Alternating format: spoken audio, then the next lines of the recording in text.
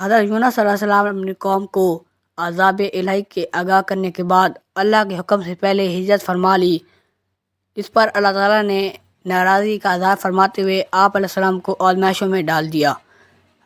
جب حضرت یونس علیہ السلام کے جانے کے بعد قوم نے دیکھا کہ اب اللہ تعالیٰ کا عذاب آنے والا ہے، اس کے آثار نظر آنے لگے ہیں، تو قوم آپ علیہ السلام کو ڈھونڈنے میں لگ پڑی تاکہ آپ علیہ السلام سے درخواست کی جائے کہ وہ دعا کریں اور اللہ کے عذاب کو ٹالا جا سکے، لیکن وہ آپ علیہ السلام کو نہیں ڈھونڈ پائے۔ آخرکار انہوں نے استغفار کرنا شروع کر دیا، اللہ سے معافی مانگنا شروع کر دیا اور پھٹے پرانے کپڑے پہن کر باہر نکل آئے۔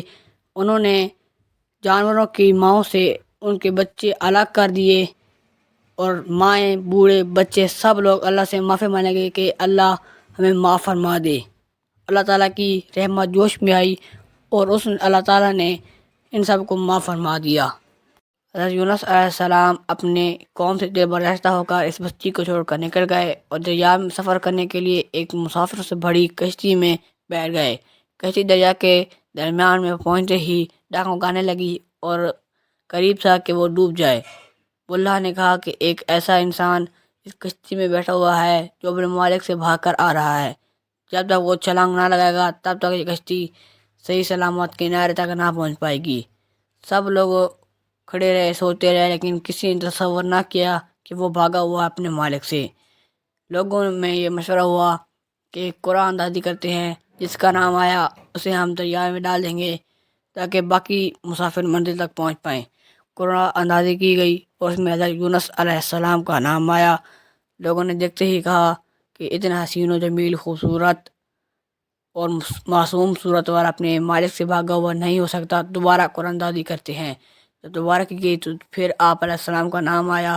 انہوں نے تیسری بار دوبارہ کی، تیسری بار تو پھر آپ علیہ السلام کا نام آیا، تو آپ علیہ السلام خود ہی سمجھ گئے کہ میں اپنے مالک کا غلام ہوں، میں بھاگا ہوا ہوں، اپنے اللہ کے حکم سے پہلے ہی میں بستی چھوڑ کر آ رہا ہوں، تو لہٰذا میں ہی وہ جو اپنے مالک سے بھاگ کر آ رہا ہوں۔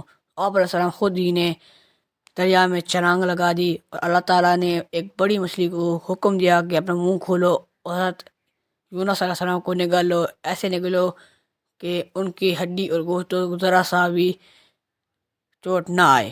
تو اس مچھلی نے آپ علیہ السلام کو نگل لیا اور نیچے دریا میں چلی گئی۔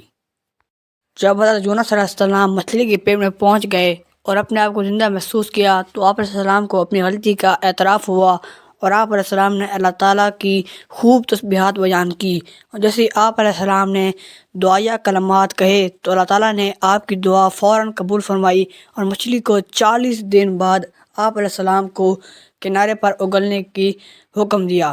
تو مچھلی نے اللہ تعالیٰ کے حکم کی تعمیل کرتے ہوئے آپ علیہ السلام کو 40 دن بعد کنارے پر اگل دیا، اور کچھ دن بعد آپ علیہ السلام اپنے قوم کے پاس پہنچ گئے۔